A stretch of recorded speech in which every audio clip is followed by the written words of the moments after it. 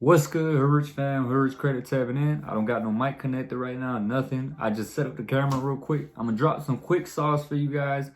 Just giving you guys more tips on how to run up a bag with your credit cards, man. Because a lot of you guys obtain credit cards, but then once you obtain the credit cards on the business side, especially with 0% interest, you guys don't know what to invest in. That's the big problem because the reason why it's a big problem, let's say you apply for multiple credit cards and now you got all these 0% interest swipes with something like 12 months, 15 months.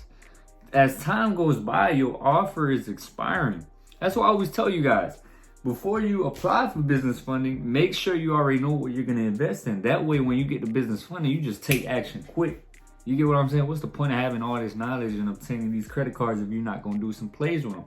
So look, you guys, what I'm going to be talking about, some quick little sauce, because I have a good friend that runs an ATM business that he just started. Okay, he has around 5 ATMs, right? And he's trying to scale up even more.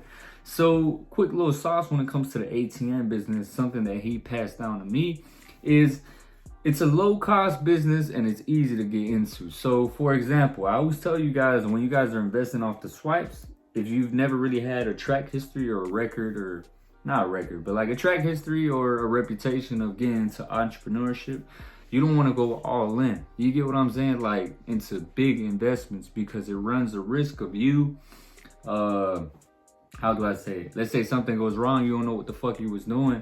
Now you got a bunch of debt on that credit card on the business side, you default, and now they report them negatives on your personal credit, and it just fucks you up, right?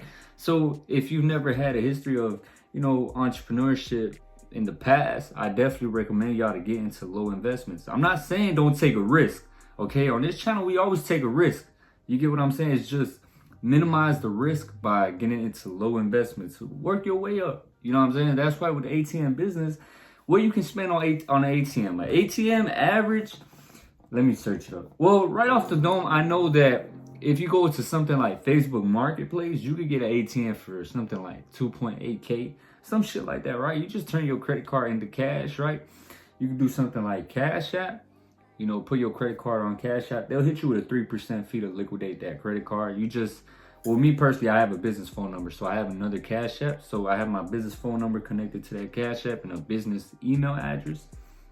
Or, it could be any type of email address. It don't gotta be a LLC at type shit. You get what I'm saying? So I just have a different Cash App and I just Cash App myself. It directly goes into the bank account, turn my credit into cash with a 3% hit. I go directly and meet up with them, hustle them down. I got an ATM. I gotta put it in a high traffic spot. That's the thing. You got to get into a spot where there's a lot of footsteps, where it makes sense, where people will put their debit card in and, get hit with that 3%, not that 3%, well, the $3 fee or the $3.50 fee. So you got to get into a good traffic spot and try to work with, the business owner in there. Tell them, try to agree with them. If you got to get them a little cut or some shit like that, I don't know, man. It depends on the profit margins, because when it comes to the ATM business, the profit margins, it's like they're not that high. So in this business, you will have to scale and put multiple ATMs in different spots. So that's the way you scale, because with an ATM business, let's say you got 100 people that use that ATM, right? So let's say you charge people like a $3.50 fee. That equates to something like $700, right? So if you make a $700, man, it's all right, but you need more spots. If you get more ATMs, eventually you're gonna make what you paid off that ATM, and then it's quick just profit. So that's the thing, man. You gotta get multiple, ATMs for this to work, and then put them in high traffic areas. I'll give you some little advice. When I was broke and I was working at a check cashing place, there was a lot of people that were using the ATM. They would even line up to use the ATM because they wanted to, withdraw cash for some reason. I honestly forgot why they wanted to withdraw cash, but it was for a specific reason why. But that's the thing, you gotta make it make sense. If it makes sense for them to use their debit card in and then get hit with that $3 or $3.50 fee, then there you go. That's your gold mine, and there's a lot of traffic. That's where you make a lot of profit. A lot of you guys want to get into, these low investment businesses. There you go, with ATM business. Very low risk. if anything happens, you can always sell the ATM and make your money back of what you paid for it. You get what I'm saying? So it's a low risk business, man. That's why I say, if you guys are just starting to, hop into the entrepreneurship journey, get into a low risk business. A lot of you guys, I understand y'all trying to make a quick bag. Y'all trying to run it up into things like real estate, some things like, what else?